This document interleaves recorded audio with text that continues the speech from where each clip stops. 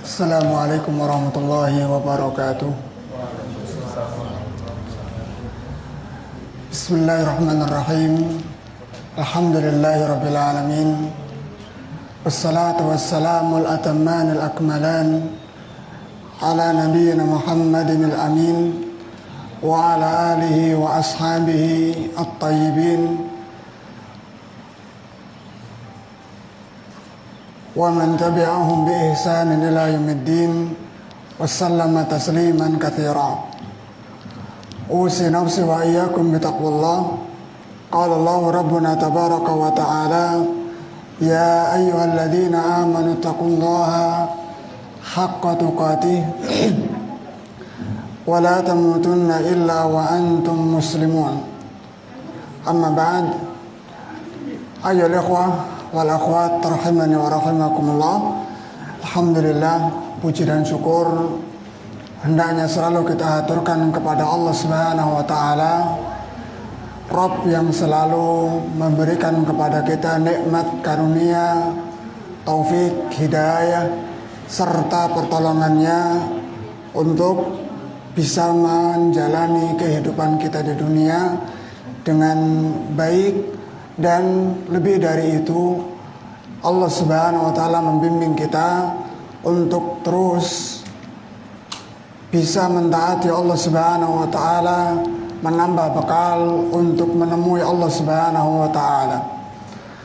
Ma'asyiral muslimin rahimani wa rahimakumullah, bersyukurlah kita kepada Allah dengan kita terus berupaya untuk mentaati Allah Subhanahu wa taala, memperkuat iman dan takwa kita kepadanya. Kemudian ma'asyiral muslimin rahimani wa rahimakumullah, keimanan merupakan nikmat yang sangat besar, nikmat yang sangat agung yang Allah Subhanahu wa taala berikan kepada kita. Ini perlu kita camkan, perlu kita yakini, perlu kita tanamkan dalam hati, sehingga kita akan berusaha dengan kuat, berjuang dengan seluruh tenaga, pikiran yang kita miliki untuk mempertahankan iman yang Allah Subhanahu wa taala berikan kepada kita. Karena seorang yang tidak menganggap iman ini sebagai nikmat yang besar, dia akan mudah melepaskan nikmat tersebut, melepaskan nikmat iman tersebut hanya karena secuil dari urusan dunia. Maka kita harus yakini, nikmat terbesar yang Allah Subhanahu wa taala berikan kepada kita adalah nikmat iman. Jasad kita tanpa adanya iman yang mengalir di dalam hati itu ibarat mayat yang berjalan, tidak ada gunanya. Jasad kita tidak ada bedanya dengan makhluk Allah Subhanahu wa taala seperti binatang, hewan. Nggak ada bedanya. Aktivitas yang kita lakukan pun secara umum tidak ada bedanya. Mereka makan, kita makan. Mereka hidup, kita hidup. Mereka beranak pinak, kita pun memiliki anak-anak. Kemudian mereka mati, kita pun mati. Lantas apa yang membedakan antara kita dengan mereka? Allah tegaskan, yang membedakan antara kita dengan mereka adalah keimanan, takwa Allah Azza wa Jalla. Maka ini perlu dicamkan. Nikmat iman adalah nikmat yang paling besar, dan hendaknya kita berusaha dengan sekuat tenaga untuk menjaga iman yang kita miliki. Banyak hal yang menunjukkan bahwa iman merupakan nikmat terbesar. Di antaranya, nikmat iman adalah nikmat yang tidak Allah berikan kepada semua manusia. Hanya Allah berikan kepada hamba-hambanya yang khusus. Hanya Allah berikan kepada hamba-hambanya yang dipilih. Sebagaimana dikatakan, innallaha yu'tid dunya man ahabba wa man lam yuhib. Sesungguhnya Allah Subhanahu wa taala memberikan dunia kepada siapa saja, baik yang Allah cintai ataupun yang tidak Allah cintai. Bahkan secara kasat mata sering kita jumpai orang-orang kafir, dari sisi dunia mereka Allah lebihkan. Allah berikan lebih banyak daripada orang-orang yang beriman. Karena memang dunia tidak ada harganya. Maka Allah berikan kepada siapapun. Selama dia masih hidup, maka Allah berikan jatah rizki dunia kepada mereka. Akan tetapi iman, tidak akan Allah Subhanahu wa taala berikan. Walakin al-iman la yu'tihi Allahu illa man yuhibb. Sedangkan keimanan maka tidak akan Allah berikan kecuali kepada orang-orang yang Allah cintai. Lihatlah orang-orang di sekeliling Nabi SAW, orang-orang yang mengetahui bagaimana indahnya akhlak Nabi SAW, orang-orang yang tahu bagaimana jujurnya Nabi SAW, orang-orang yang ibaratnya tahu wahyu turun kepada Nabi SAW. Ketika Allah tidak memandang mereka pas layak diberikan keimanan, maka Allah tidak berikan keimanan kepada mereka. Hatta sampai pun orang-orang yang membela Nabi SAW, menolong Nabi SAW, ketika Allah tidak berikan iman kepadanya, Allah pandang dia tidak berhak mendapatkan keimanan, maka dia pun tidak mendapatkan keimanan tersebut. Sekalipun dia adalah orang yang dicintai oleh Nabi SAW, paman beliau sendiri, Abu Talib. Ketika Allah berikan iman ini hanya kepada orang-orang yang khusus, itu kita ketahui darinya bahwa nikmat iman bukan sembarang nikmat. Nikmat iman adalah nikmat yang sangat luar biasa. Ini dicamkan. Kemudian yang kedua, yang menunjukkan bahwa iman adalah nikmat yang sangat agung adalah semua kebaikan dunia dan akhirat adalah buah dari keimanan. Sebagaimana yang dikatakan oleh Syekh Abdul Razak Ibn Abdul Muhsin Al-Abbad Al-Badr hafizahullah ta'ala, beliau mengatakan, bal inna kulla khairin fid dunya wal akhirah mutawaqqifun 'alal imanis sahih. Bahkan sesungguhnya segala kebaikan baik di dunia ataupun di akhirat itu tergantung pada keimanan yang sahih, keimanan yang benar. Kebaikan apapun di dunia dan di akhirat itu adalah buah dari keimanan kita kepada Allah. Kebaikan di dunia, misalkan Allah Subhanahu wa taala berfirman, "Lau anna ahlal qura amanu wattaqau lafatahna 'alaihim barakatin minas sama'i wal ard." Seandainya penduduk sebuah desa, sebuah negeri, mereka beriman dan bertakwa kepada Allah Subhanahu wa taala, maka akan kami bukakan kepada mereka la fatahna alaihim barakah, keberkahan-keberkahan yang banyak, minas sama'i wal ard, baik dari langit ataupun dari bumi. Lihat, keberkahan dunia akan Allah bentangkan, Allah bukakan untuk orang-orang yang beriman. Dan Allah Subhanahu wa taala juga mengatakan, man 'amila salihan min dzakarin aw untha wa huwa mu'min. Siapa yang beramal saleh, baik laki-laki maupun perempuan, dan dia dalam keadaan beriman. Syaratnya ini, beramal saleh kemudian dia beriman kepada Allah. Apa kata Allah? Man 'amila salihan min dzakarin aw untha wa huwa mu'min falanuhyiyannahu hayatan thayyibah. Sungguh akan kami berikan kepadanya kehidupan yang baik. Kehidupan yang baik Allah berikan untuk siapa? Orang-orang yang beriman. Ini di dunia. Di akhirat jelas gak mungkin kita bisa selamat, gak mungkin kita bisa mendapatkan kebaikan kecuali dengan keimanan. Maka Allah katakan, innal ladzina amanu wa 'amilus solihati lahum jannatun tajri min tahtiha al-anhar khalidina fiha dzalikal fawzul kabir.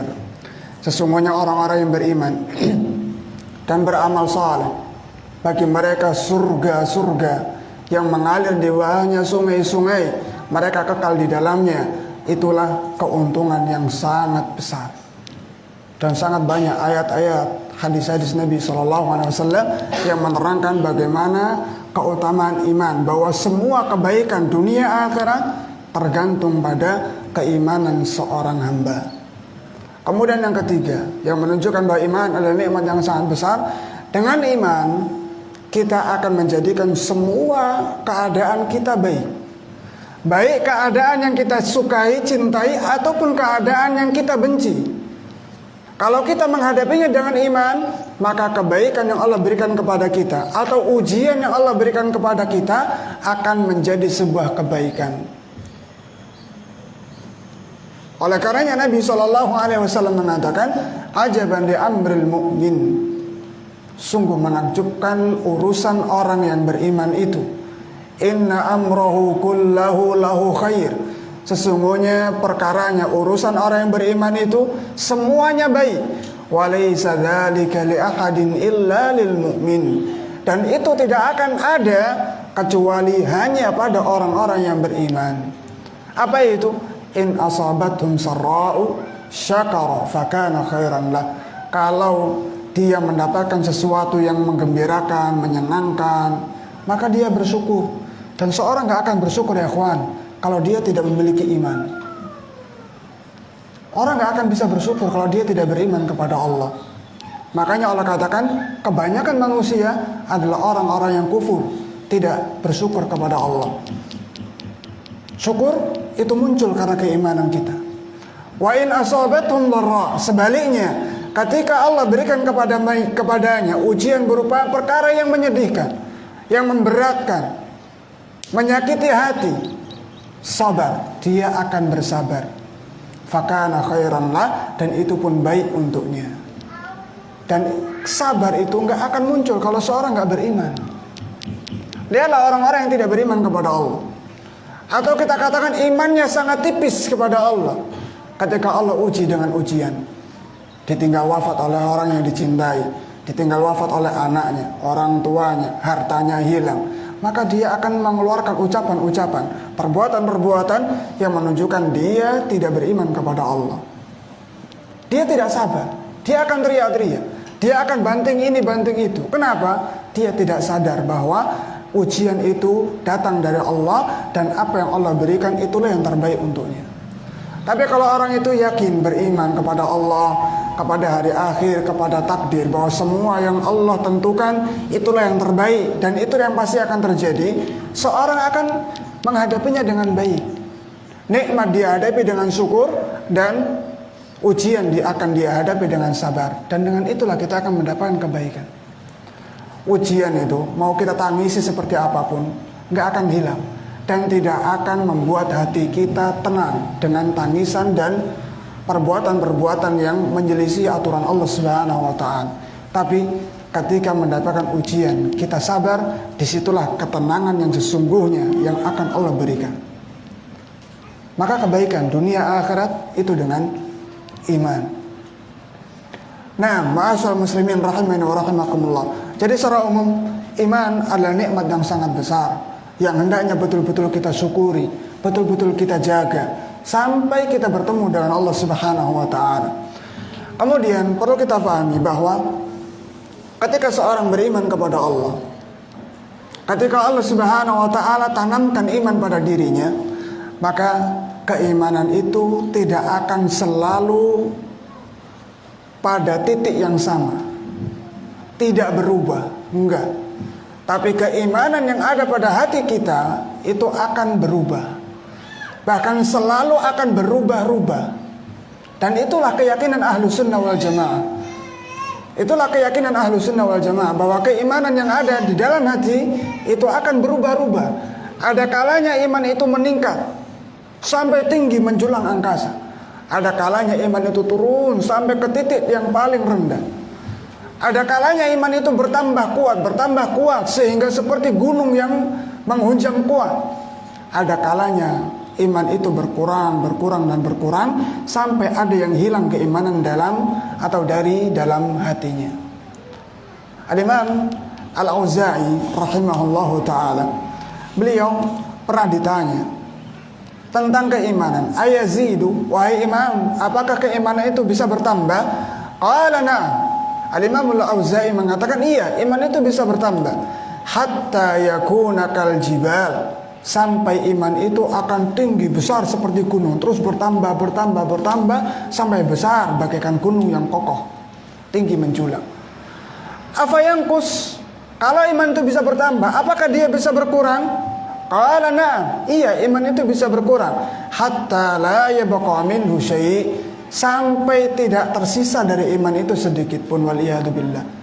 Ketika iman sudah tidak tersisa, maka seorang sering kita sebut dengan murtad, keluar dari Islam karena nggak ada iman sama sekali.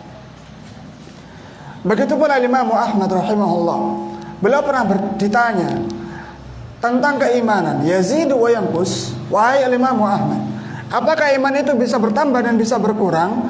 Qala, maka Imam Ahmad mengatakan, yazidu, iman itu bisa bertambah dan terus akan bertambah hatta yablugha a'la samawati sab', sampai dia akan mencapai puncak tertinggi langit yang ketujuh. Wa yanqusu, dan iman itu bisa berkurang hatta yasira ila asfali safilina sab', sampai dia akan terus berkurang ke bawah, ke titik yang paling bawah, yaitu bumi yang paling bawah. Bumi itu berapa lapis? 7.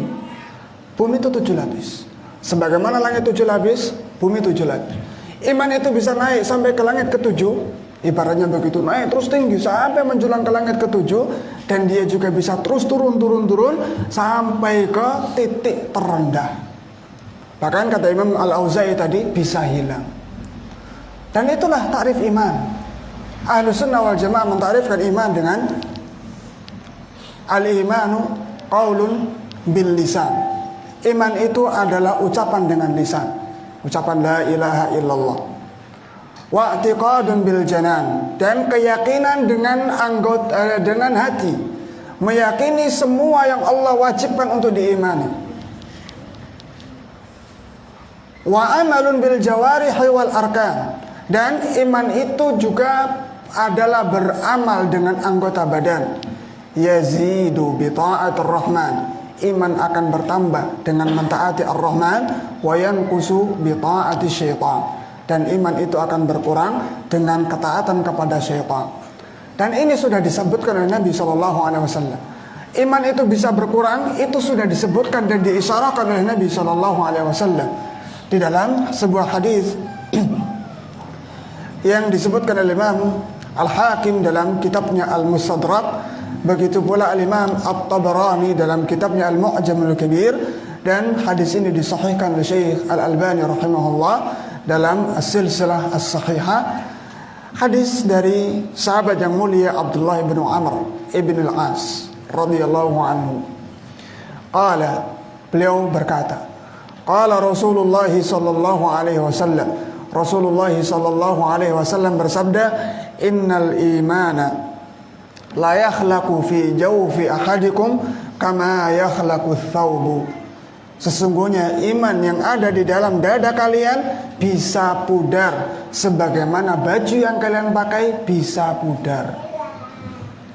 Kita beli baju pertama kali indah, bagus. Dengan berjalannya waktu, maka warna indah baju itu akan semakin pudar, semakin pudar. Kalau kita ingin baju itu terlihat bagus lagi, kita akan melakukan perkara-perkara yang bisa dilakukan.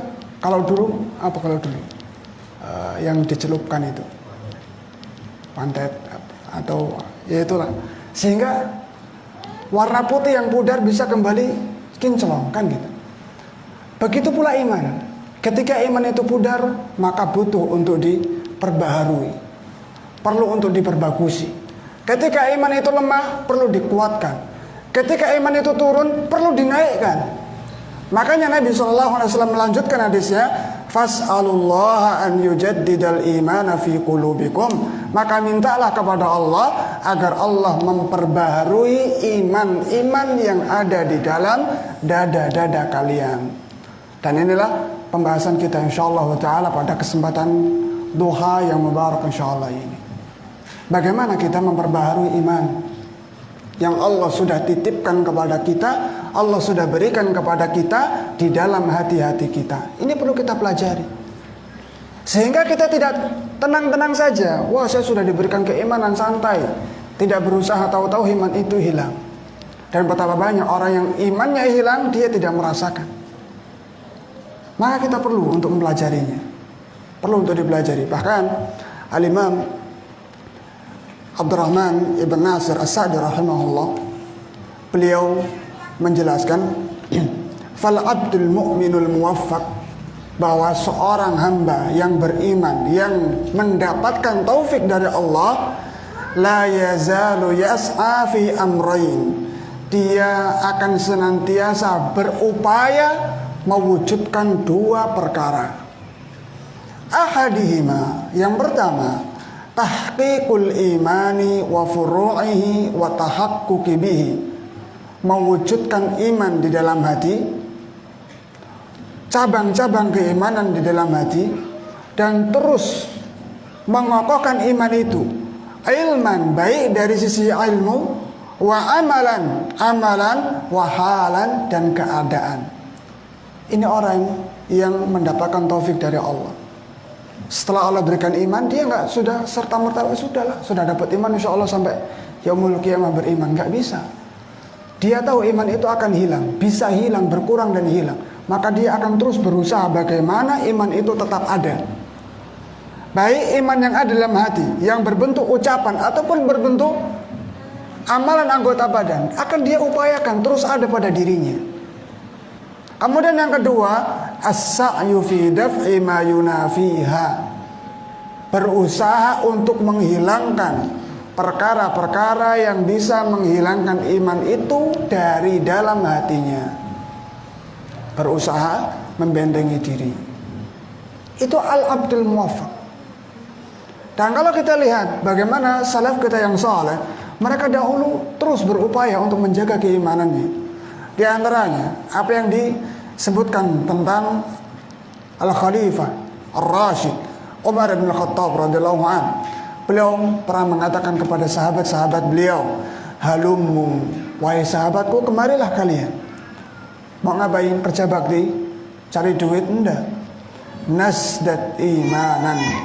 Mari kesini kumpul, kita sama-sama menambahkan keimanan kita.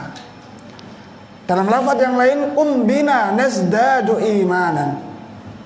Sini ikut kami. Ayo bareng-bareng kita tambahkan keimanan yang ada dalam hati kita. Begitu pula dari sahabat Abdullah bin Mas'ud radhiyallahu anhu. Beliau mengatakan, ijlisu bina. Wahai para sahabat-sahabatku, duduklah bersama kami, bermajlislah bersama kami. Nasdad imanan, untuk menambahkan keimanan, memperkuat iman. Dan di antara doa yang beliau panjatkan, Allahumma zidni imanan wa yaqinan wa fahman. Ya Allah, tambahkanlah kepadaku iman, tambahkanlah kepadaku keyakinan, tambahkanlah kepadaku pemahaman yang lurus. Sahabat yang mulia Mu'adz bin Jabal juga pernah mengatakan, ijlisu bina nu'minu sa'atan. Sini, duduk bersama kami, kita kuatkan, kita tingkatkan iman kita sesaat. Begitulah para ashabi Rasulullah sallallahu alaihi wasallam. Mereka berupaya untuk menambahkan keimanan mereka. Bukan duduk untuk selalu menambahkan harta dunia. Kalau kita kan seringnya duduk ngobrolin masa dunia, gimana sukses, wah kurang ini, solusinya begini, terus seperti itu. Tapi jarang di antara kita yang duduk ngobrol, kemudian yang dibicarakan tentang perkara-perkara yang mengokohkan iman. Seringkali pembicaraan yang mengokohkan iman itu kita lakukan di masjid, di majelis ilmu, dan itu khair. Maka jangan pernah kita tinggalkan majelis ilmu. Disitulah saat-saat kita mengokohkan iman kita, menguatkan iman kita kepada Allah Subhanahu wa ta'ala. Kalau di ladang kita nggak pernah bicara tentang iman, di pasar nggak pernah bicara tentang iman, ketemu di jalan nggak pernah berbicara tentang perkara-perkara yang menguatkan iman, taklim pun nggak pernah, terus dari mana iman kita bisa kuat? Yang ada terus nyusut, mengurang, atau bahkan mungkin bisa hilang. Waliyadzubillah. Maka itu hendaknya kita perhatikan. Kita harus berusaha mencari apa sih yang bisa mengangkat, menguatkan dan meningkatkan iman kita. Kemudian kita berusaha mengamalkannya. Dan kita pun harus ketahui apa saja perkara-perkara yang bisa menghilangkan iman itu, mengurangi iman itu, supaya kita bisa menghindari dan menjauhinya, agar iman itu terus terjaga. Tadi di awal sudah kita katakan, iman adalah nikmat terbesar. Kita kalau punya sesuatu yang kita anggap besar, kita anggap penting, kita anggap mulia, kita akan berusaha menjaganya dengan sebaik mungkin. Kita punya sepeda butut, maka sehabis dipakai pulang, taruh depan rumah, selesai. Tapi kalau kita punya mobil Pajero misalkan gitu, wah ini Masya Allah, Nggak terima antum berikan di depan rumah, kepanasan.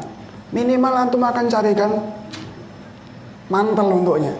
Kalau sudah punya duit, bikinkan garasi untuk menjaga. Nggak punya gembok, digembok. Untuk apa? Menjaga sesuatu yang mulia. Antum punya 10.000, 5.000, pulang dompet kasih, letakkan di meja, selesai. Diambil anak istri paling ya cuma 10.000, 5.000. Tapi kalau di dompet antum itu isinya ATM 1M misalkan, nggak mungkin antum letakkan gitu saja.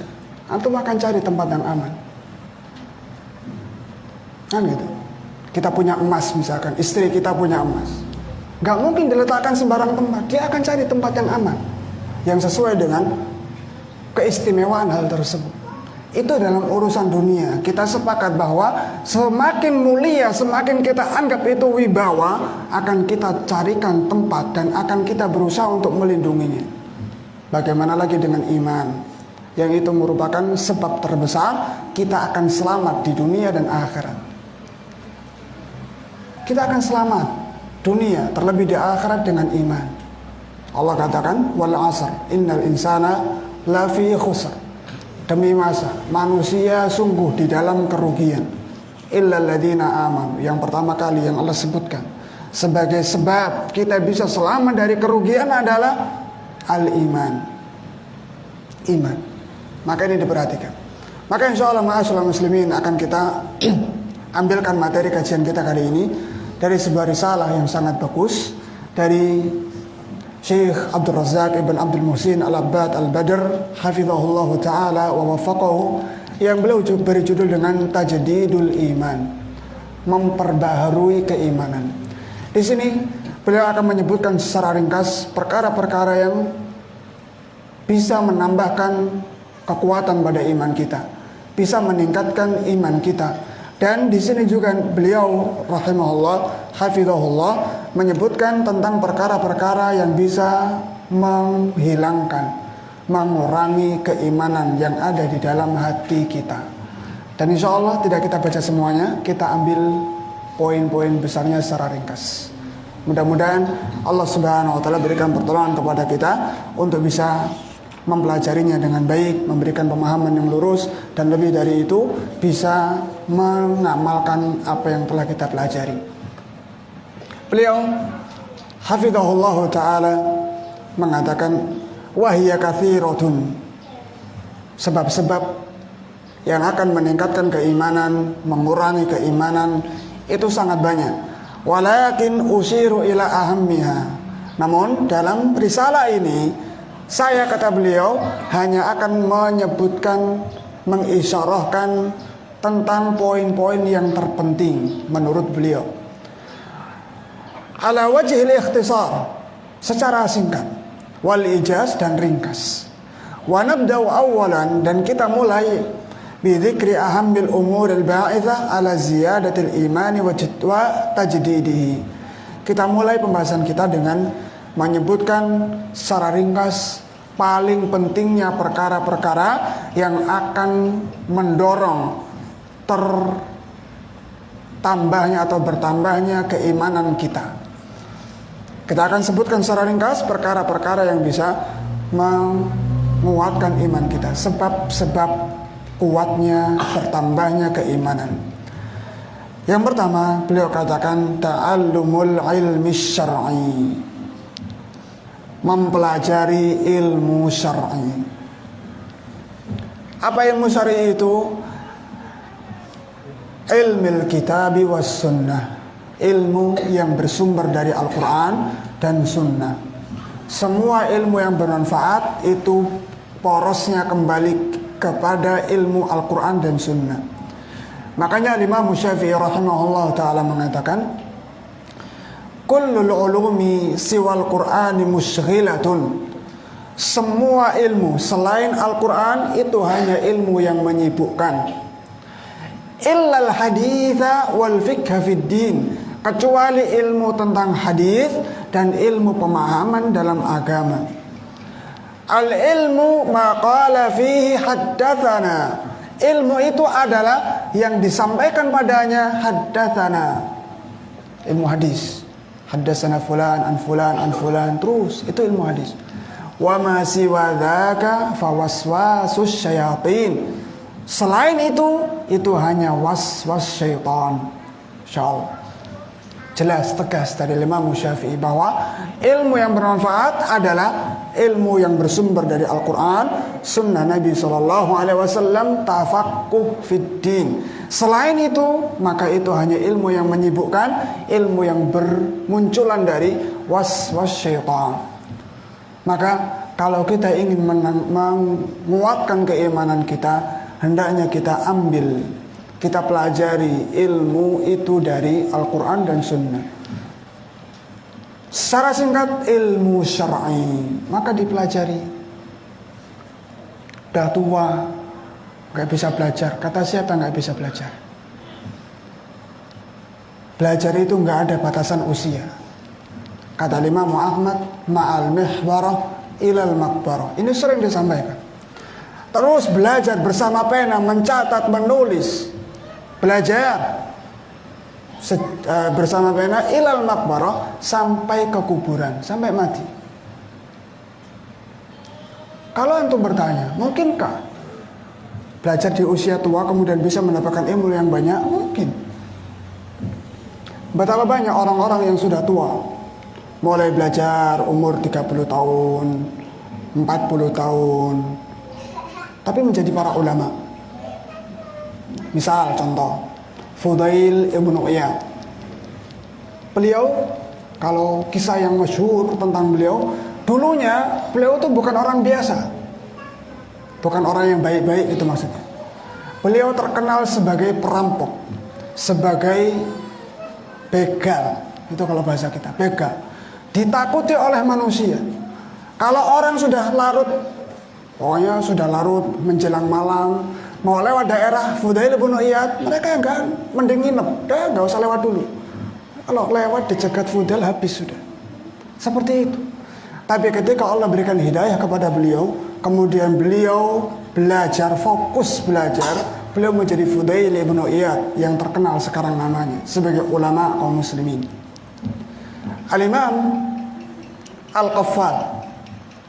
Ini contoh lagi. Ini supaya kita semangat. Meskipun sudah jenggotnya putih, belum ada yang putih, tapi semangat. Al-Imam Al-Qaffal, beliau disebutkan mulai belajar itu pada umur 40 tahun. Sebelum 40 tahun tadi, beliau memiliki pekerjaan membuat mainan untuk anak-anak, tukang mainan. Tapi ketika beliau mengerti betapa pentingnya belajar, beliau tinggalkan pekerjaan itu, beliau fokus belajar sampai Allah berikan kepada beliau ilmu yang luar biasa. Al-Imam Al-Qaffal. Dan kalau kita lihat para sahabat Nabi SAW, mereka belajar agama Islam ketika mereka sudah tua. Ketika Nabi diutus, rata-rata sahabat itu tua-tua, jarang yang muda. Maka pelajari ilmu syar'i. Pelajari ilmu syar'i. Beliau hafizahullah mengatakan, "Fabila ilmin nafi", maka dengan ilmu yang bermanfaat, yaitu ilmu kitab wa sunnah, ilmu Al-Quran dan sunnah, yazidul imanu, iman itu akan bertambah, wa yaqwa, dan akan semakin kuat, hatta yatamakkana fil qalbi, sampai dia akan betul-betul kuat menghunjam di dalam hati. Wa abwabul ilmi syar'i katsiratun jiddan, dan bab-bab poin-poin ilmu syar'i itu sangat banyak sekali. Wa awwalu ma yadkhulu fi dzalika, dan pertama kali yang masuk dalam poin ilmu syar'i adalah qiraatul Qur'anil Karim, membaca Al-Qur'anul Karim. Nih, beliau mengisyaratkan kalau mau bahas ilmu syar'i secara luas, banyak pintunya, banyak babnya. Nggak akan cukup risalah kecil, butuh kitab yang berjilid-jilid, katakanlah demikian. Tapi beliau sebutkan dari ilmu syar'i yang begitu banyak, yang paling pokok harus kita miliki untuk menambahkan keimanan adalah qiraatul Qur'anil Karim, membaca Al-Qur'an. Wa tadabburuhu, dan mentadabburinya, merenunginya. Ini Al-Qur'an. Fa inna kalamallahi ta'ala min a'zami ma yazidul iman. Karena kalamullahi azza wa jal adalah perkara yang paling besar yang bisa menambahkan keimanan. Maka jangan tinggalkan Al-Quran. Kita ini umat Al-Quran. Tapi sayang, pada zaman sekarang banyak kaum muslimin, mungkin kita diantaranya, meninggalkan Al-Quran. Dibaca saja tidak, apalagi direnungi, ditadaburi. Kebanyakan kaum muslimin tidaklah membaca Al-Quran kecuali di bulan Ramadan. Itu pun cuma sekali. Khatam sekali sudah. Seakan-akan sudah saya ahli Al-Quran. Padahal Ramadan masih tersisa setengah bulan lagi misal.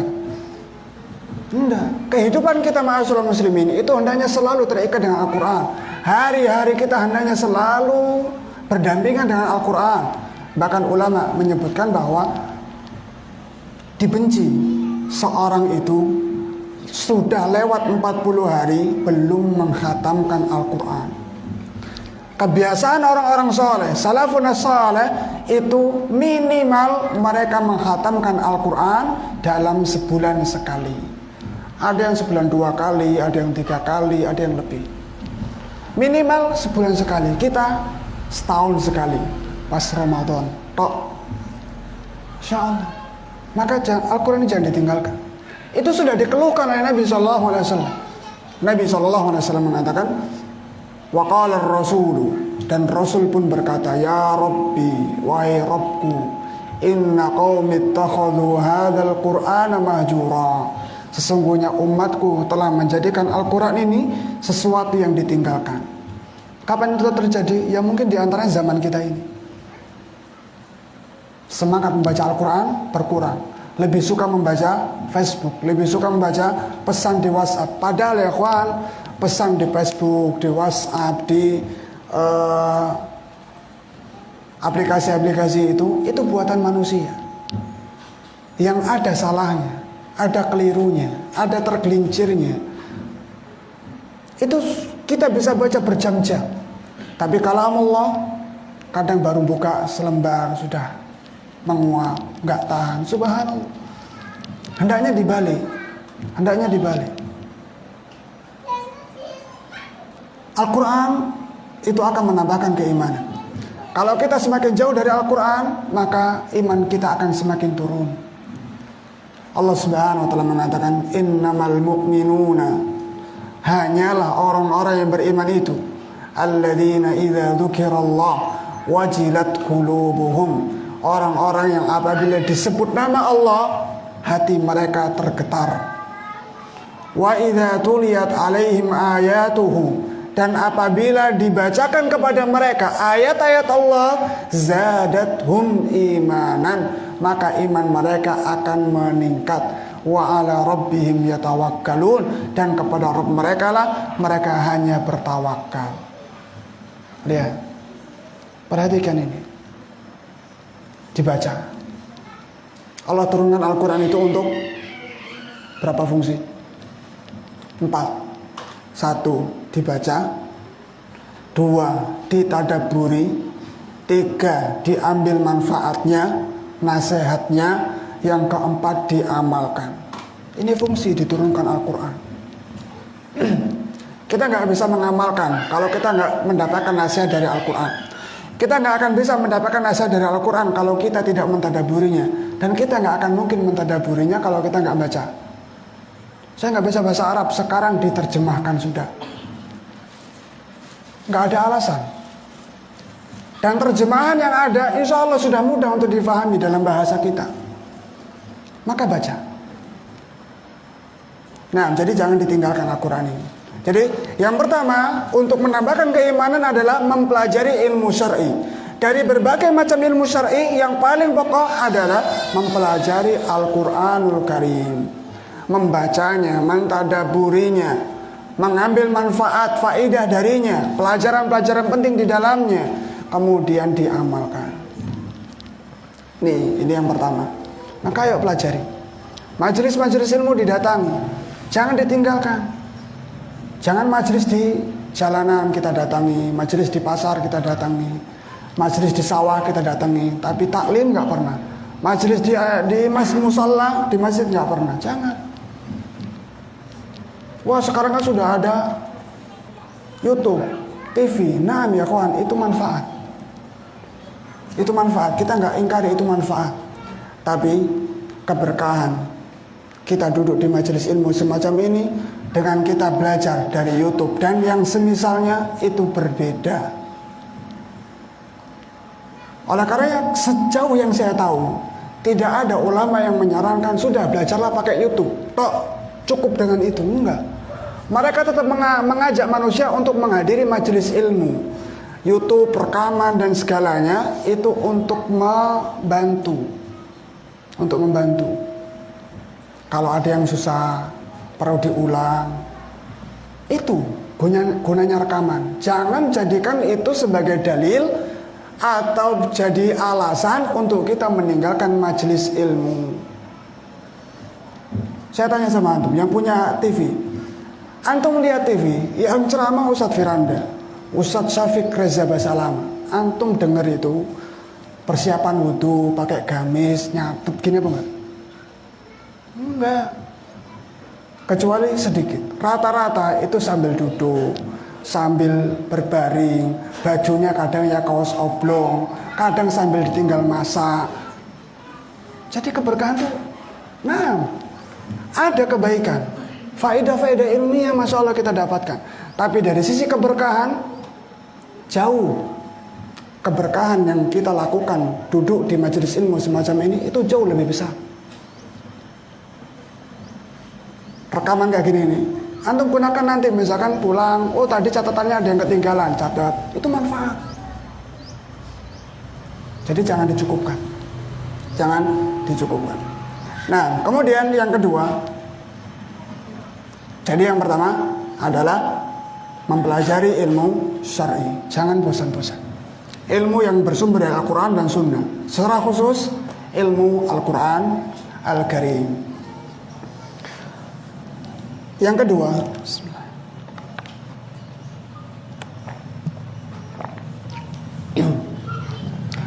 ma'rifatu asma'illahil husna wa sifatihil ulia. Mengenali nama-nama Allah Subhanahu wa ta'ala yang indah dan sifat-sifatnya yang tinggi mulia. Kenali siapa Rabb kita. Dan itu kewajiban. Wajib kita kenal sama Allah. Jangan sampai Allah yang menciptakan kita, berikan rezeki kepada kita, mengatur semua urusan kita, kita akan kembali kepadanya, kemudian kita nggak kenal siapa Allah Subhanahu wa ta'ala. Pelajari nama-nama Allah. Itu akan meningkatkan keimanan. Kita baca misalkan nama Allah Ar-Rahman, Zat yang maha pengasih lagi maha penyayang. Kita renungi bagaimana rahmat Allah yang begitu luas, rahmat Allah yang begitu besar. Itu akan menambahkan keimanan. Kita kenali misalkan nama Allah Subhanahu wa ta'ala Al-Alim, yang maha berilmu, yang ilmunya meliputi segala sesuatu. Tidak ada satupun yang terjadi, sekecil apapun, dimanapun, sebanyak apapun, kecuali Allah mengetahui. Itu akan menambahkan keimanan. Sehingga kita akan menjaga diri kita. Kita tahu nama Allah As-Sami Al-Basir, maha mendengar lagi maha melihat. Semua yang kita lakukan Allah melihatnya, semua yang kita ucapkan Allah mendengarnya. Kalau itu betul-betul kita pahami, kita resapi, akan muncul keimanan. Sehingga kita tidak akan melihat dengan mata kita perkara-perkara yang nyeleneh. Dan kita tidak akan membiarkan telinga kita mendengarkan perkara-perkara yang dibenci oleh Allah, yang akan menghilangkan keimanan. Kita akan jaga itu semua. Ketika kita mengetahui nama Allah Subhanahu wa ta'ala, misalkan Zat yang maha memberikan taubat, kita akan segera kembali kepada Allah Subhanahu wa ta'ala, meningkatkan keimanan kita kembali. Allah maha pedih adabnya, kita akan takut dari adab Allah Subhanahu wa ta'ala. Dengan memahami, merenungi nama-nama itu, akan bertambah iman. Tahu nggak nama Allah? Tahu? Berapa yang sudah tahu? Ada berapa nama Allah? 100 kurang 1. Nama Allah ya kawan, nggak terbatas. Nabi SAW menyebutkan ada 99 nama. Ini bukan pembatasan, tapi ini sebagai janji. Siapa yang bisa mengihsoknya? Apa ihsok itu? Ihsok itu mengetahui maknanya, merenunginya, dan mengetahui maknanya, mengimani isi kandungannya, mengamalkan tuntutan-tuntutannya. Siapa yang bisa melakukan ini, maka dia akan dijamin surga oleh Nabi Sallallahu Alaihi Wasallam. Nabi mengatakan, Inna lillahi tis'atan wa tis'ina isman mi'atun illa wahidah. Sesungguhnya Allah itu punya 99 nama, 100 kurang 1. Man ahsaha, siapa yang mengihsoknya, membacanya, hafal, tahu maknanya, mengamalkan isi kandungannya, itu mana ihsa. Dakhalal jannah, pasti masuk surga. Maka dipelajari. Selama ini kita paling kenalnya cuma Allah, Ar-Rahman, Ar-Rahim, Malik, Kudus. Tambah. Dan nama-nama itu ada dalam Al-Quran, ada dalam hadis Nabi SAW. Baca Al-Quran, baca terjemahannya, pahami maknanya. Dengan itu kita akan memahami Al-Quran dan kita akan memahami nama-nama Allah Subhanahu wa Ta'ala. Atau kalau ada kesempatan belajar kitab khusus tentang asma wa sifat. Ustadzun al-Fadil Ustadz Salman hafizahullah ta'ala, beliau punya kajian bagus tentang masalah ini. Beliau bahas tentang al-qawaidul muthla, kaidah-kaidah yang mulia fi asma'illahil husna wa sifatihil ulia, tentang nama-nama Allah yang indah dan sifat-sifat Allah yang mulia. Dan sekarang kayaknya sudah dimulai kajian itu di ma'had beliau yang baru, Ma'had Imam Syafi'i, tapi nggak tahu sudah untuk luas atau belum. Tapi kajian itu sudah dimulai. Maka kalau memang bisa, datangi. Kalau memang bisa, mampu, datangi. Atau kita baca kitab sendiri yang sudah diterjemahkan, dan terjemahan yang ibaratnya terpercaya. Baca nama-nama Allah Subhanahu wa Ta'ala. Syekh Muhammad bin Shalih Al-Utsaimin rahimahullah ta'ala mengatakan tentang kedudukan beriman kepada nama-nama dan sifat-sifat Allah Subhanahu wa Ta'ala yang tinggi mulia. Famanzilatuhu fid dini aliyatun. Kedudukan tauhid asma wa sifat, beriman kepada nama-nama dan sifat-sifat Allah Subhanahu wa Ta'ala di dalam agama ini aliyatun, sangat tinggi. Wa ahammiyatuhu azimatun, dan urusan masalah asma wa sifat itu sangat agung. Wala yumkin ahadan ayya'budallaha 'alal wajhil akmal, dan tidak akan mungkin seorang bisa beribadah kepada Allah secara sempurna hatta yakuna ala ilmin bi asma'illahi wa sifatihi, sampai dia beribadah kepada Allah yang berlandaskan ilmu tentang nama-nama dan sifat-sifat Allah Subhanahu wa Ta'ala. Liya'budahu ala basirah, sehingga dia bisa beribadah kepada Allah betul-betul berlandaskan ilmu. Bagaimana kita bisa mencintai Allah dengan benar kalau kita nggak kenal Allah? Kan gitu. Bagaimana mungkin bisa kita beribadah kepada Allah yang itu sebagai wujud cinta kita kepada Allah kalau kita nggak kenal sama Allah? Padahal cinta itu akan muncul karena kenal. Kenal, semakin kenal, dia akan cinta.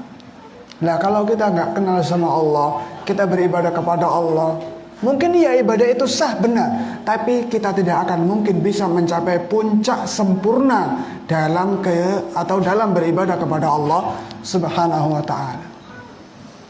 Kapan kita bisa mencapai puncaknya beribadah kepada Allah? Ketika kita beribadah kepada Allah betul-betul mengenal nama-nama dan sifat-sifat Allah, maka dipelajari.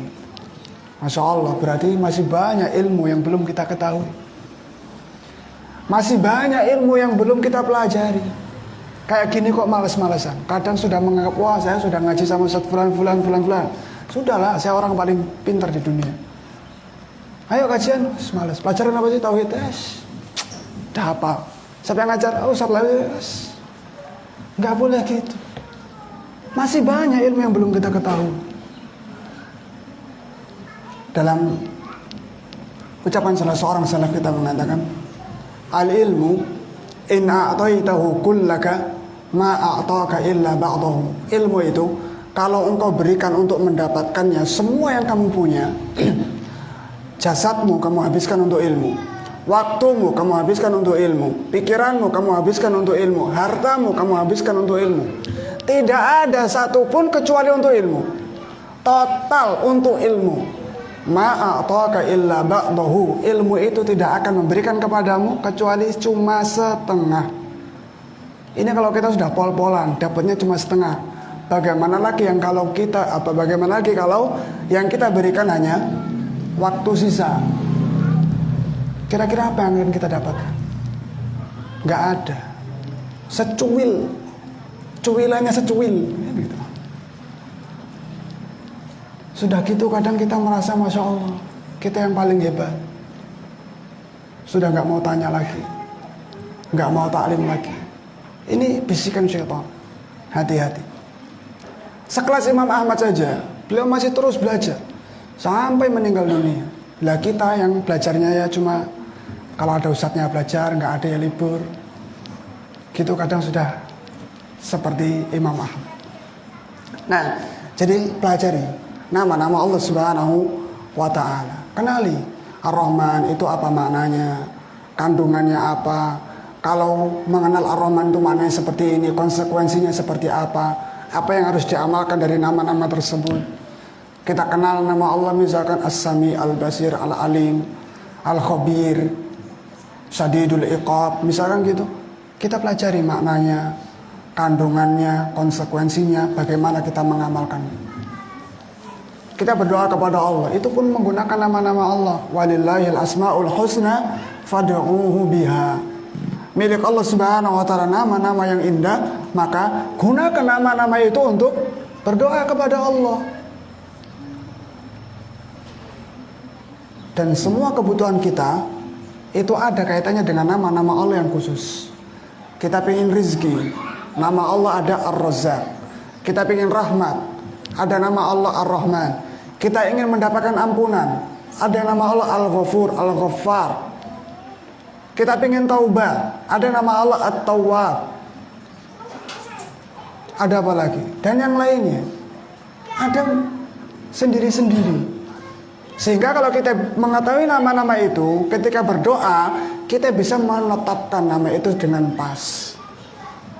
Dan itu diantara sebab doa kita akan dikabulkan oleh Allah Subhanahu wa ta'ala ketika kita berdoa menggunakan nama-nama Allah, dan kalau bisa nama itu pas dengan apa yang kita minta.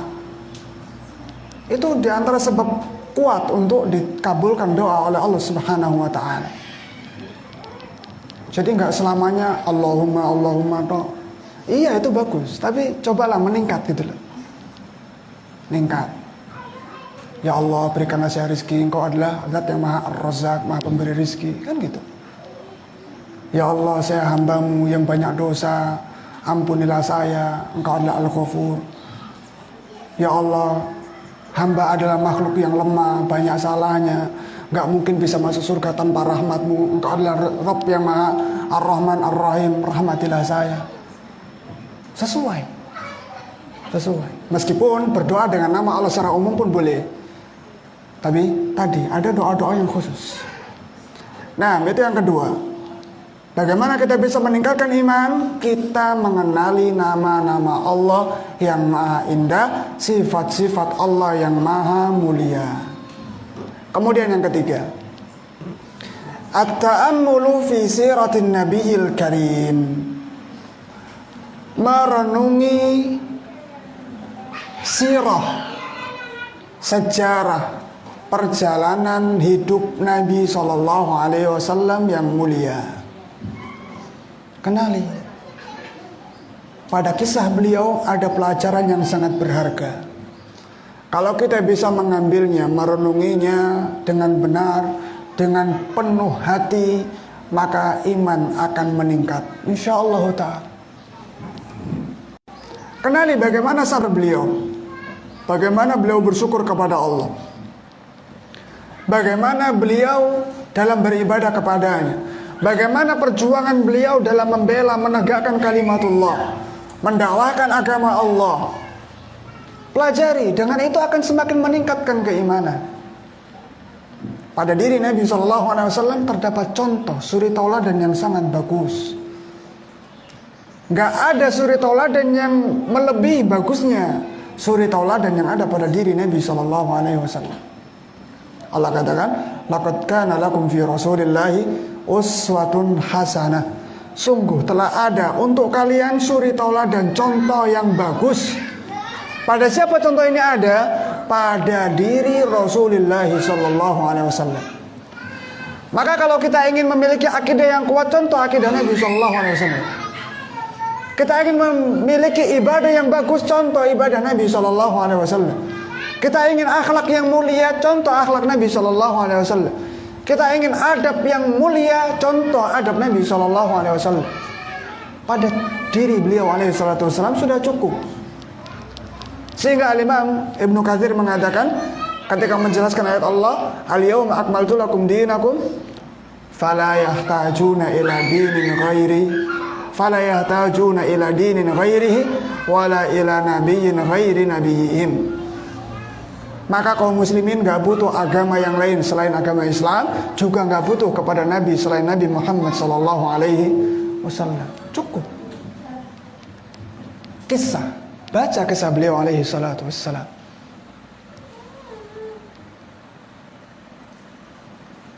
Allah Subhanahu wa taala mengatakan, ulaika alladziina hadahumullah.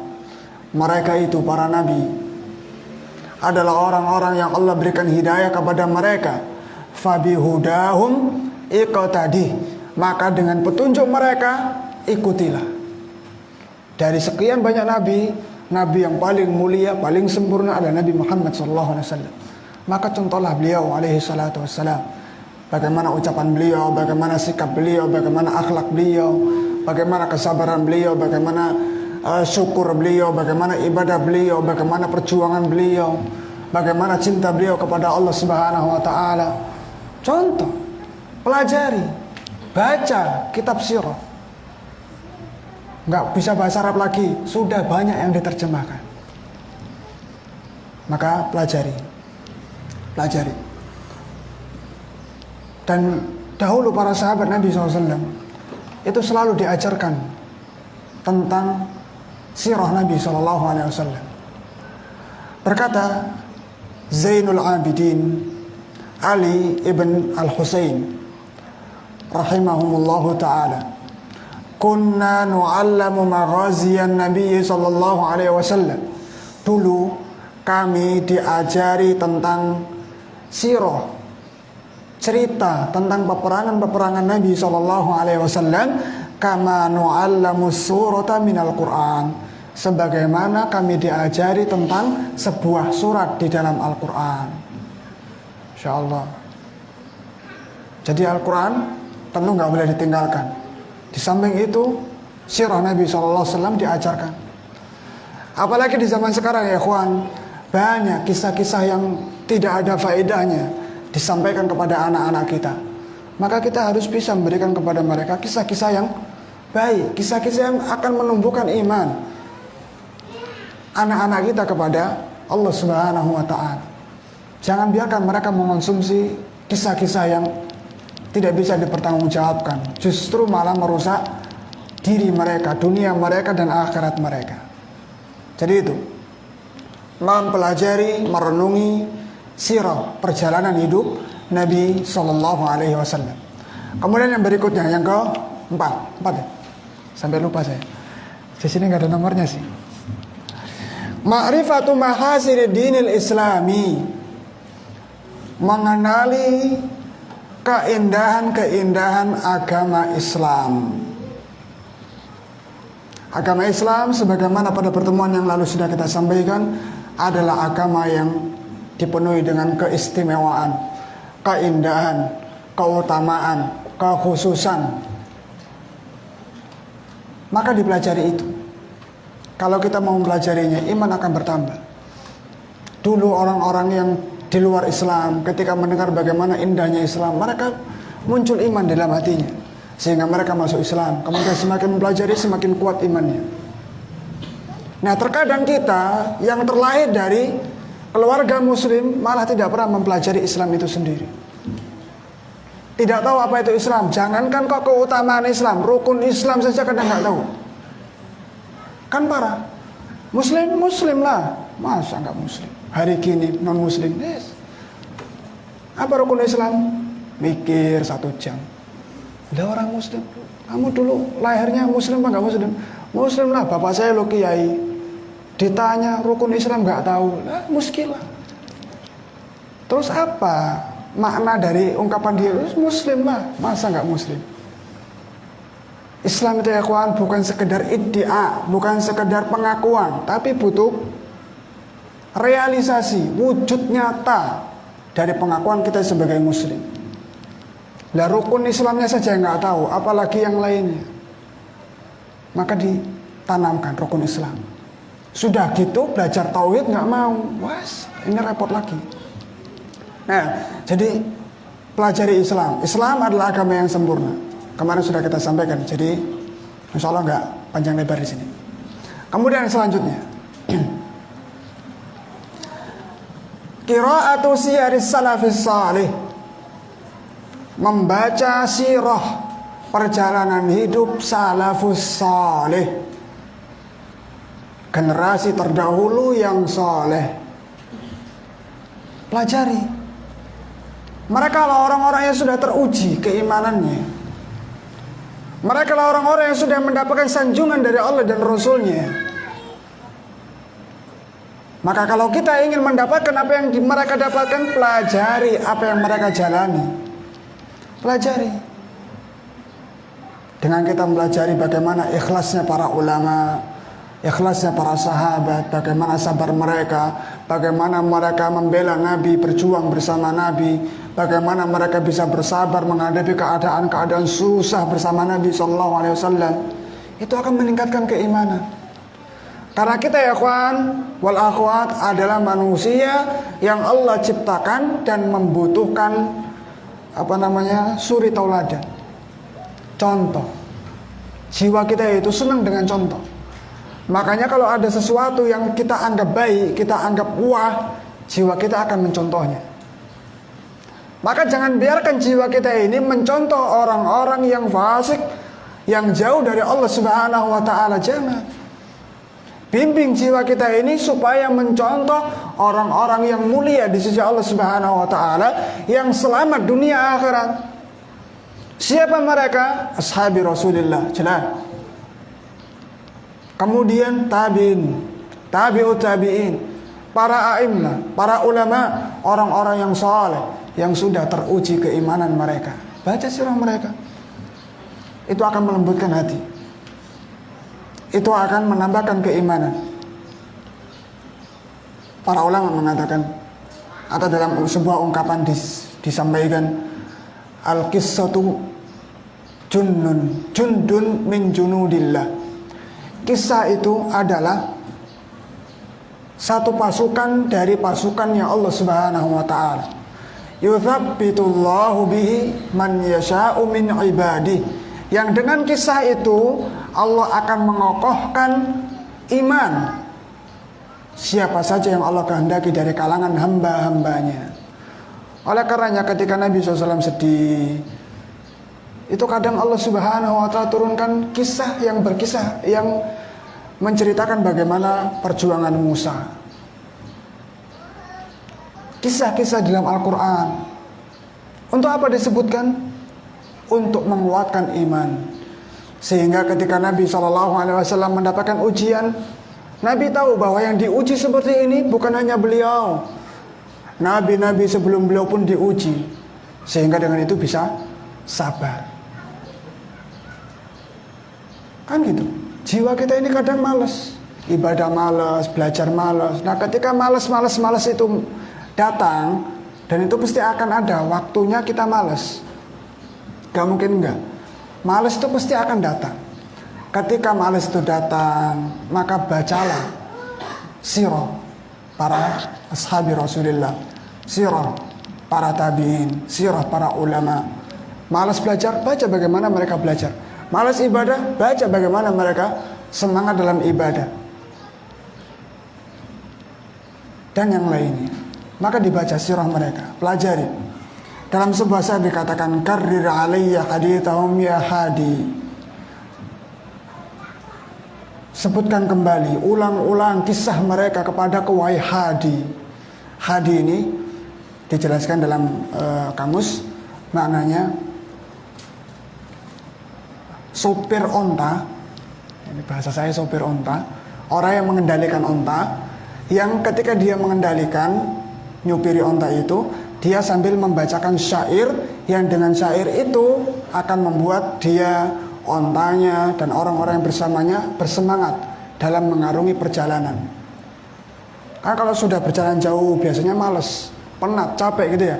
Tapi kalau ada sesuatu yang menghibur akan semakin semangat lagi, akan menjadi semangat lagi. Nah, disebutkan dalam syair ini, hai, apa ibaratnya? Pak Ketua lah gitu ya. Wahai Pak Ketua, bacakan kepada kami kisah-kisah mereka, orang-orang terdahulu.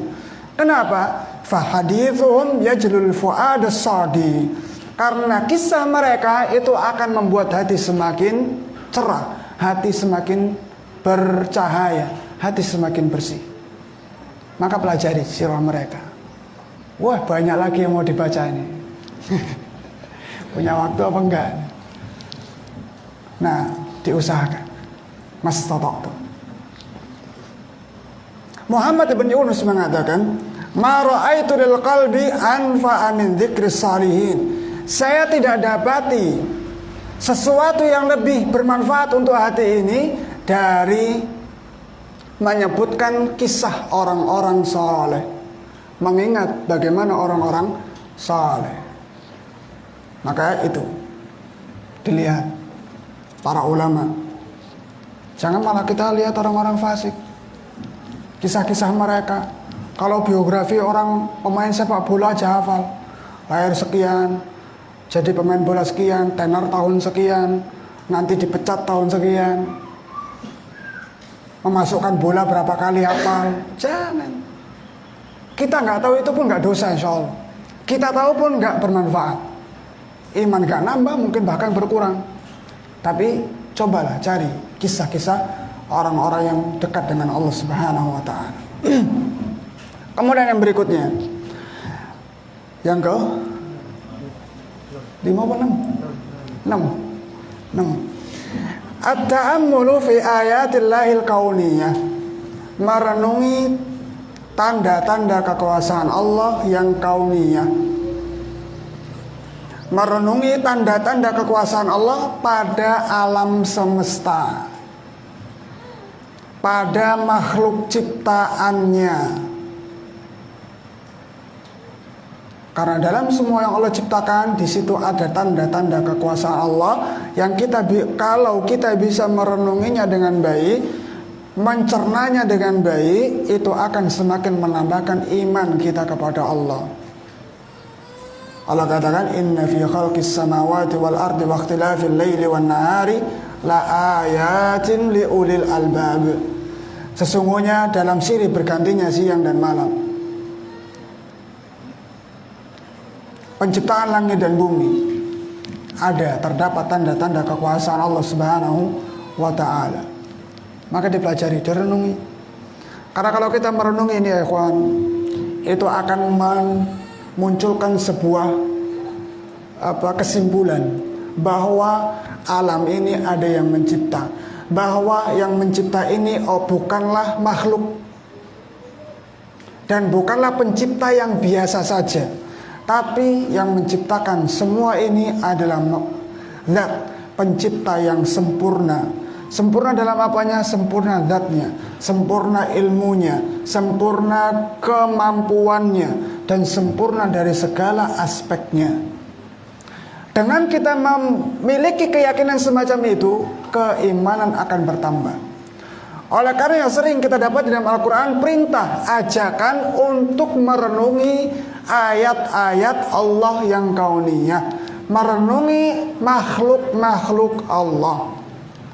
Afala yanzuruna ilal ibili kaifa khuliqat. Tidakkah mereka melihat, merenungi onta itu bagaimana diciptakan? Kenapa suruh melihat onta? Di situ ada tanda-tanda kekuasaan Allah. Wa ilas samai kaifa rufi'at. Tidakkah mereka lihat kepada langit bagaimana langit itu diangkat? Coba, kalau kita renungi langit yang begitu besarnya, kita akan mencapai sebuah kesimpulan tidak mungkin langit itu diciptakan oleh manusia. Makhluk nggak mungkin. Sehingga dengan itu, Masya Allah, Allah itu berarti maha besar, maha sempurna. Kan gitu. Wa ilal jibali kaifa nusibat. Tidakkah mereka melihat kepada gunung bagaimana gunung itu ditancapkan oleh Allah Subhanahu wa taala, dan seterusnya. Bahkan Allah pun menyebutkan bahwa pada diri kita ini pun ada tanda-tanda kekuasaan Allah. Wa fi anfusikum afala tubsirun. Dan pada diri kalian, tidakkah kalian melihat? Direnungi, mata bisa berkedip. Masya Allah, gak ada yang bisa membuat mata ini berkedip kecuali Allah. Buktinya kalau Allah tahan, dokter satu dunia dipanggil, gak akan bisa membuat mata itu bisa berkedip. Mata ini bisa melihat, itu Allah yang membuat. Kalau Allah berikan buta kepada seorang waliyadzubillah, kemudian dipanggil dokter yang paling handal di dunia untuk menyembuhkan, gak akan mungkin bisa sembuh. Gak mungkin. Bayi baru lahir itu bisa dibuka matanya, belum bisa melihat. Ketika waktunya belum melihat, antum mau pengen cepet dia bisa melihat. Wah, ini kalau nunggu sekian bulan baru bisa melihat, kelamaan. Panggilkan dokter paling handal, buat dia bisa melihat. Gak akan bisa. Gak mungkin. Belum lagi jantung, ginjal, paru-paru, urat, Masya Allah, banyak sekali. Itu kalau mau kita renungi, maka iman akan bertambah insyaallah ta'ala. Maka milikilah waktu dan merenungi ayat-ayat Allah yang kauniyah. Ini gak harus di masjid. Antum di ladang, capek macul, nyape nyangkul, berteduh di bawah pohon kelapa, lihat ke atas, renungi. Bisa? Bisa. Sambil tiduran, mandang awan, mandang langit, mandang pohon, biji yang kita tanam, itu direnungi. Sehingga bukan hanya panen toh yang kita dapatkan, iman pun kita raih gitu loh. Jadi jangan cuma dunia aja. Yang pedagang bisa nggak? Ya bisa aja. Bisa aja direnungi. Nah, itu yang keenam. Kemudian berikutnya,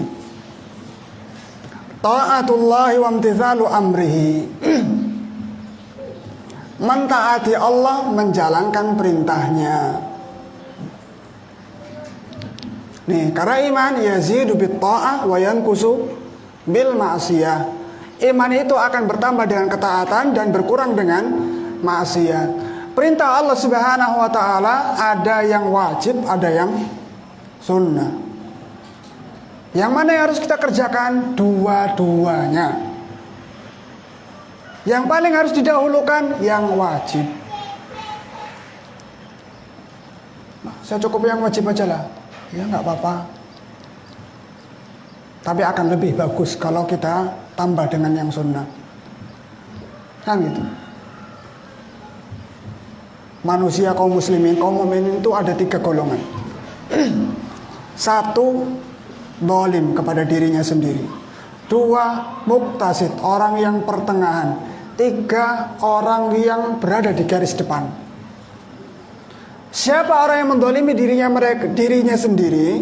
Orang yang selalu menjerumuskan dirinya ke dalam dosa dan maksiat.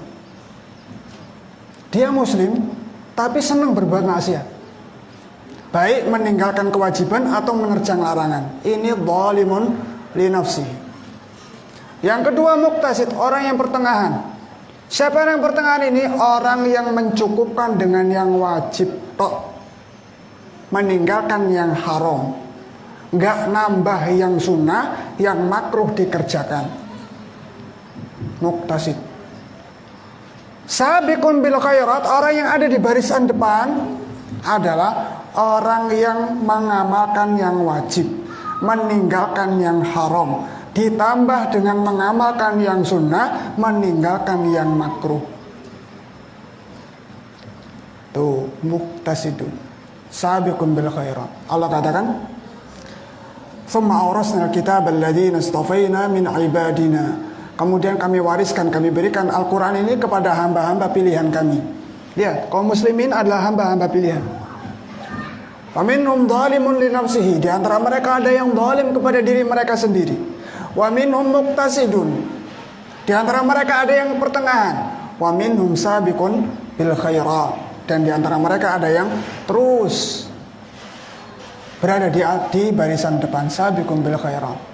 Bi'idznillah, dengan izin Allah Subhanahu wa taala. Maka upayakan kita berada di garda depan. Jangan di belakang terus. Mbok nyalip gitu loh. Nah, jadi iman itu akan bertambah dengan ketaatan kita kepada Allah. Baik ketaatan yang wajib, dan itu harus. Kemudian ketaatan yang sunnah, itu pun harus. Maka ketika datang perintah Allah, perintah Rasulnya, kita yakini itu sebagai perintah Allah dan Rasulnya, dan kita upayakan untuk mengerjakannya. Nah, itu yang ke-7, dan itu yang terakhir beliau sebutkan dari sebab-sebab menambahkan iman.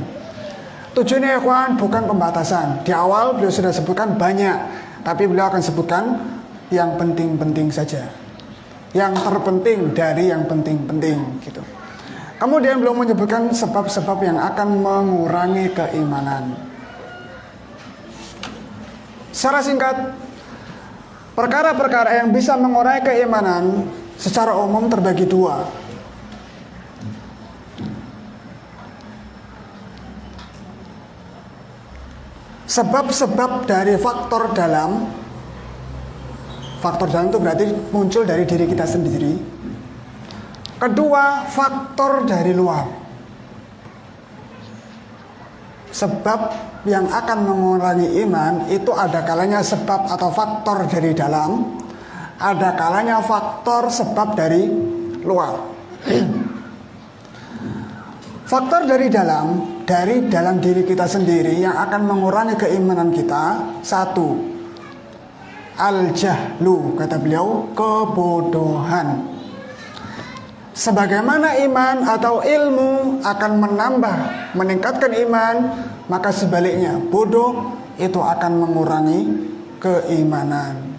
Maka jangan mau jadi orang bodoh. Jadi orang bodoh tuh gak enak. Apalagi bodohnya dalam agama, gak ada enaknya sama sekali. Kenapa? Karena berarti Allah gak inginkan kebaikan pada dirinya. Karena tanda Allah inginkan seorang mendapatkan kebaikan adalah Allah pahamkan dia di dalam urusan agama. Maka jangan jadi orang bodoh. Bodoh dalam urusan dunia tidak masalah. Kita nggak tahu cara benerin mobil, nggak tahu cara buat mobil, nggak masalah. Yang penting bisa mengendarai mobil. Daripada bisa buat tapi nggak bisa naik, mending mana? Kita nggak tahu cara bikin HP, nggak masalah, yang penting bisa menggunakan. Daripada tahu cara buat HP tapi nggak bisa gunakan. Urusan dunia gampang. Dan alhamdulillah ya kawan, di antara ucapan Syekhuna Aunur Rafiq bin Khufran yang anak ingat, alhamdulillah, ini secara makna saya sampaikan, Allah jadikan orang yang sibuk dengan dunia itu orang-orang kafir. Yang memeras keringat, waktu, tenaga untuk dunia itu orang-orang kafir. Mereka menciptakan ini, menciptakan itu, menemukan ini, menemukan itu. Kaum muslimin tinggal enaknya makai. Sehingga pikiran kaum muslimin tidak disibukkan dengan dunia yang melalaikan, bisa lebih disibukkan dengan ibadah, iman, thalabul ilmi. Iya, Masya Allah, ini nikmat. Jadi ibaratnya mereka lah orang-orang yang membantu kita. Kita nggak sibuk-sibuk cari bagaimana cara buat HP, tapi kita bisa buat HP. Bisa menggunakan HP.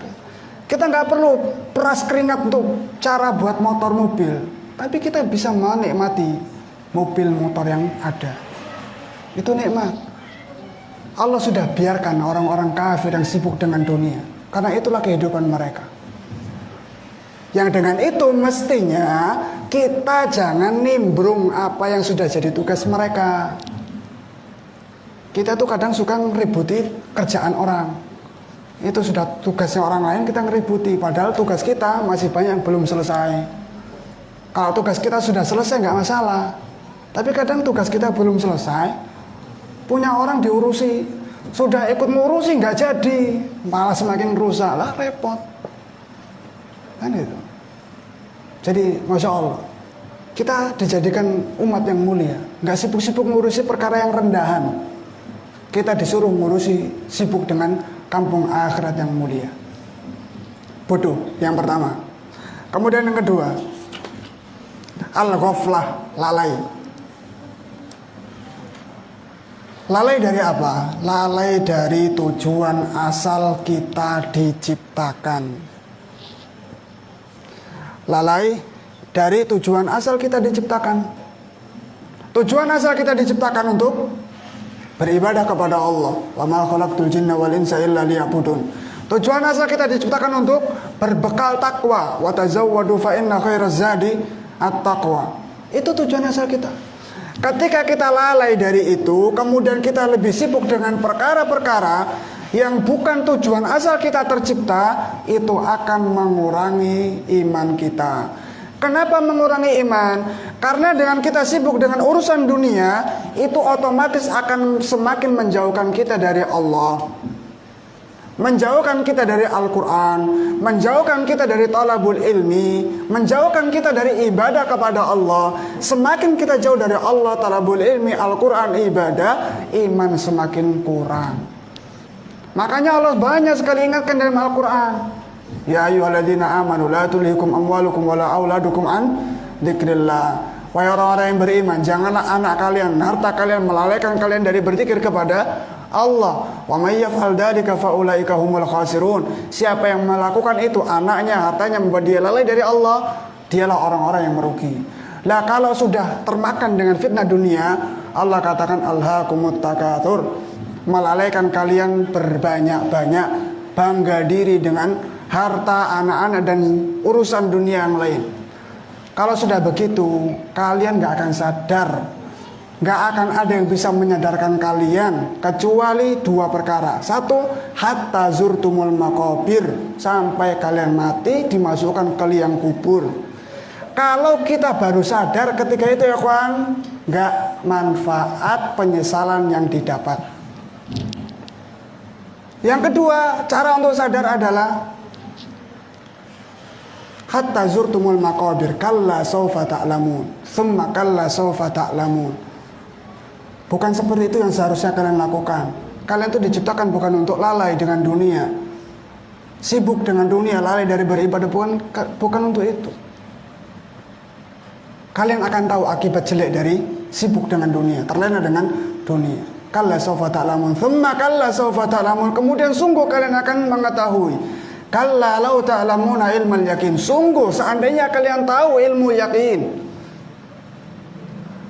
kalian tahu dengan yakin akibat buruk yang didapatkan dari sibuk dengan dunia.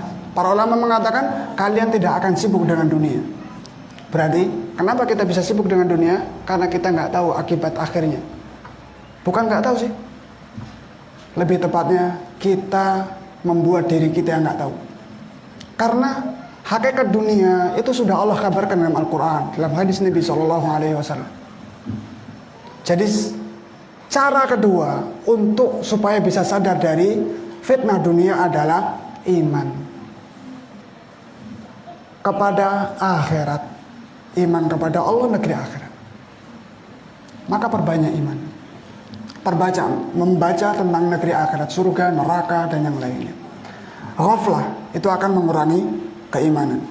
Kemudian yang ke 1, 2, 3, al-i'radu, berpaling.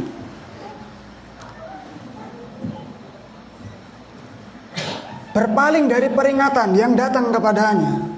Diingatkan untuk takwa kepada Allah, nggak mau. Diingatkan untuk sholat, malah nggak mau. Diingatkan mentaati perintah Allah dan Rasulnya, malah pergi. Kalau cuma pergi gitu dok mending, kadang mencela, kadang mengganggu, kadang malah membuat onar, berpaling. Jangan. Ketika sudah datang peringatan dari Allah, ikutilah. Teman, harta, itu tinggalkan. Di antara penyesalan orang-orang di yaumul qiyamah adalah ketika datang peringatan Allah, dia sibuk dengan teman-temannya, ikut berpaling. Ya laitani takhadtu ma'ar rasuli sabila. Duhai andaikan saya ikut Rasul sallallahu alaihi wasallam. Ya wailata lam attakhid fulanan khalila. Duhai andaikan saya enggak ikut si fulan. Saya tidak jadikan dia sebagai teman. Laqad adallani 'anil dzikri. Dia sudah membuat aku tersesat, berbelok dari peringatan Allah Subhanahu wa taala ba'da idz ja'ani, setelah peringatan itu datang. Wa kana syaitanu lil insani khadula, dan syaitan itu sangat menghinakan manusia. Kemudian yang berikutnya, ini kita sampaikan secara singkat. Ini kayak bedah buku ya. An-nisyan, lupa. Nah ini sifat kita, lupa. Tapi jangan melupakan diri. Lupa itu ada yang tercela, ada yang tidak tercela. Lupa yang tidak tercela itu kalau lupanya muncul karena tidak sengaja, karena memang betul-betul lupa, maka itu dimaafkan oleh Allah Subhanahu wa ta'ala. Kemudian lupa yang kedua itu maknanya sengaja lupa, atau dalam bahasa lain yang disebutkan para ulama, i'rad, berpaling, sengaja melupakan, pura-pura lupa. Nah ini, maka jangan kita jadi seperti itu. Ada orang-orang yang mereka sengaja lupa dari Allah Subhanahu wa ta'ala. Allah ingatkan, wala takunu kalladzina nasullaha fa'ansahum anfusahum. Janganlah kalian menjadi seperti orang-orang yang melupakan Allah sehingga Allah pun lupakan mereka. Dalam surat Al-Hasyr ayat 19. Kalau lupa itu secara alami tanpa disengaja, itu akan dimaafkan oleh Allah Subhanahu wa ta'ala. Tapi kalau sengaja lupa, sudah adzan, dengar adzan, pura-pura lupa kalau itu wajib. Misalnya lupa kalau sholat itu kewajiban dia,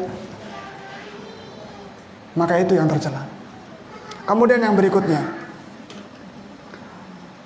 melakukan fi'lul ma'asi wartikabudz dzunub, melakukan maksiat dan menerjang dosa-dosa. Ini sudah jelas. Iman itu bisa bertambah dengan ketaatan dan berkurang dengan kemaksiatan.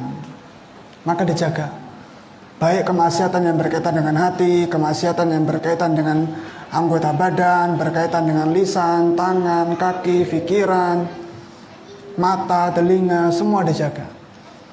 Baik maksiat itu yang hukumnya haram ataupun hukumnya makruh. Enggak ada maksiat yang hukumnya mubah. Maksiat atau mubah. Kalau mubah bukan maksiat. Nah, jadi jangan katakan, wah saya lah ngapa hukumnya cuma makruh. Jangan. Justru makruh itu harus ditinggalkan. Udah tahu makruh, dilakukan, lah aneh kan gitu. Nah, kemudian yang berikutnya, jiwa yang selalu memerintahkan kepada kejelekan. Duhur jam berapa? Kita selesaikan lah insya Allah. Jiwa yang selalu mendorong kepada kejelekan. Dan jiwa itu Masya Allah, Allah tanamkan pada diri kita. Allah katakan, inna nafsa la'ammaratun bisu. Sesungguhnya jiwa itu selalu memerintahkan kepada yang jelek. Ini hukum asal jiwa kita. Maka perlu diwaspadai. Dan jiwa ini ada dalam diri kita. Perlu diwaspadai. Jangan dituruti. Jadikanlah jiwa kita menjadi jiwa yang mutmainnah. Tuh. Jangan jiwa yang ammaratun bisu. Allah berikan jiwa ammaratun bisu kepada kita bukan untuk diikuti, tapi untuk dilatih supaya menjadi jiwa mutmainnah, jiwa yang tenang dengan keimanan, dengan ketaatan kepada Allah Subhanahu wa taala. Siapa yang menuruti jiwa ammaratun bisu, dia pasti binasa. Maka jangan jadikan jiwa yang memerintahkan kepada kejelekan itu sebagai teman. Bahkan para ulama mengatakan jiwamu itu yang mananya adalah pengkhianat yang lebih pengkhianat dari pengkhianat-pengkhianat yang ada di hadapanmu. Ya. Terkadang jiwa itu menghilangkan iman kita tanpa kita sadari. Mau kita perangi susah, dipukul nggak bisa, mukul diri kita sendiri kan gitu. Kalau pengkhianat itu tetangga atau orang lain gampang, dilabrak selesai. Tapi kalau pengkhianat itu di sini susah. Maka ini perlu diwaspadai. Maka para ulama dahulu selalu memperhatikan, selalu menasihatkan untuk perhatian dengan jiwa, dengan hati kita. Karena itu poros kebaikan atau kerusakan. Kalau hati jiwa kita baik, maka insya Allah kita baik. Kalau hati jiwa kita jelek, maka pun akan menjadi jelek. Itu sebab-sebab yang akan mengurangi iman dari dalam, dari internal ya, bukan eksternal loh. Saya tanya karena saya nggak tahu. Dari internal. Kemudian pembahasan terakhir yang beliau sebutkan di sini adalah pengurangi iman, sebab-sebab mengurangi iman dari luar, eksternal. Sebab-sebab yang akan mengurangi iman atau bahkan menghilangkan iman yang dari luar. Yang pertama, asyaitan, kata beliau, setan, iblis. Dan ini musuh yang nyata. Tapi kadang kita jadikan teman. Itu anehnya kita. Sudah tahu itu musuh, Allah perintahkan kita untuk menjadikannya musuh, tapi kadang-kadang kita jadikan teman. Ya kalau lagi sholat, bermajelis, dia musuh kita. Nanti kalau sudah di pasar, bisnis, itu jadi teman. Sehingga yang haram tidak diperhatikan. Pokoknya haram, halal, hantam. Yang penting nyaman, penting dapat duit. Kan gitu. Iya kalau masih sama temen ngaji gini, setan musuh nyata, nggak akan saya temani. Keluar masjid, bisnis habis itu. Setan jadi temannya. Jangan. Nas'alullah salamata wal afiyah. Setan itu musuh yang nyata. Dan kerjaan setan cuma satu, menghilangkan iman dari kita. Kalau nggak bisa menghilangkan iman dari kita, akan membuat iman kita lemah selemah-lemahnya. Bahkan kalau kita tidak bisa dibuatnya meninggalkan yang wajib, akan dilalaikan dengan perkara yang mubah, tapi meninggalkan perkara yang jauh lebih manfaat. Itu upaya-upaya syaitan. Sehingga meskipun iman kita masih ada, tidak bisa mencapai puncak sempurnanya. Tuh. Maka perhatikan syaitan. Inna syaitana lakum aduwwun fattakhiduhu aduwan. Kemudian yang kedua, ad-dunya wa fitanuha. Nah ini kasus kita lagi nih. Dunia dan fitnahnya.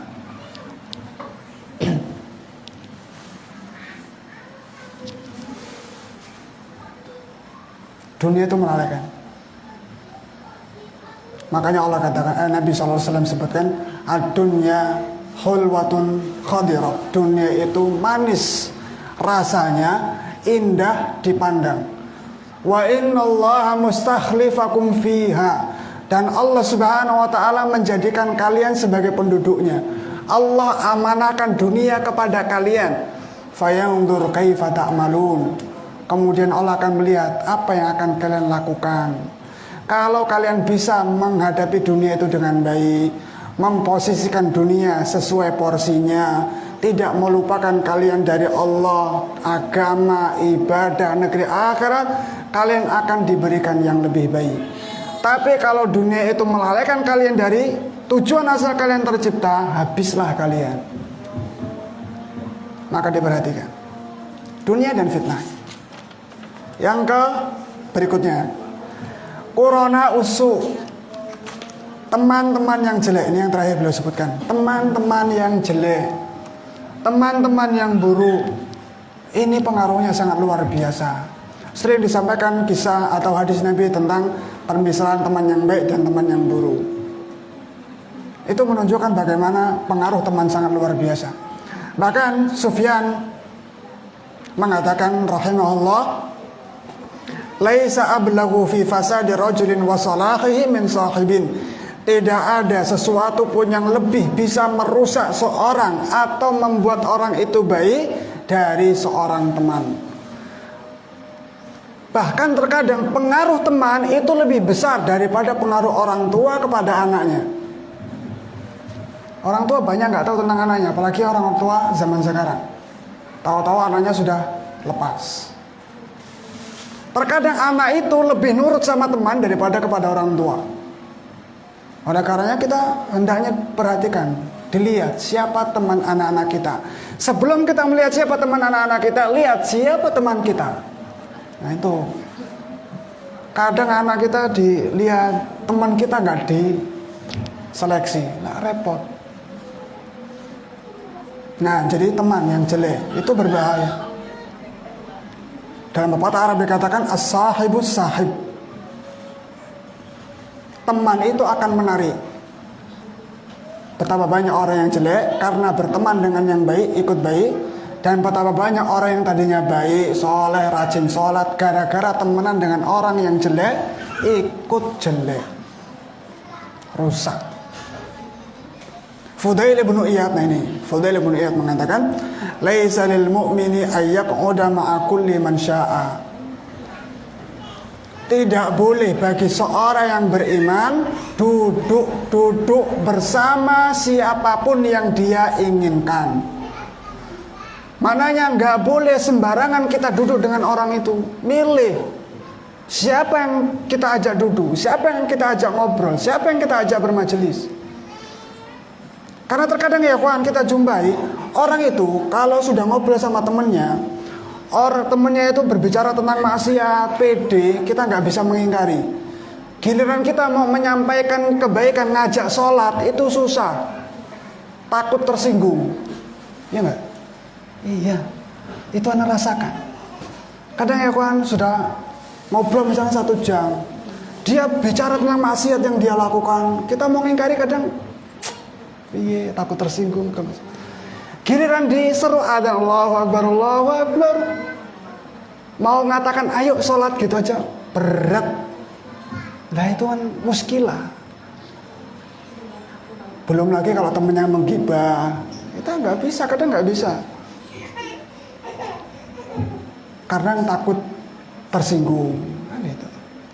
Maka tadi kata Imam Fudail bin Iyad, laisa lil mu'mini ayyaq'uda ma'a kulli man syaa. Enggak boleh seorang mukmin itu duduk bersama orang yang dia mau. Duduk bersama siapa sekarepe dhewe, enggak boleh. Harus milih.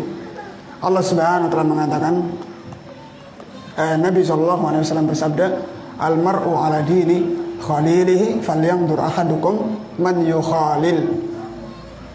Seorang itu berada di atas agama teman dekatnya, maka lihatlah siapa yang kau jadikan sebagai teman dekatnya.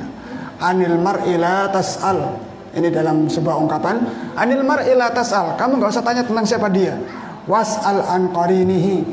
Tanya saja siapa temannya. Fa innal qarina lil qarini yaqtadi. Karena teman itu biasanya ngikut sama temannya.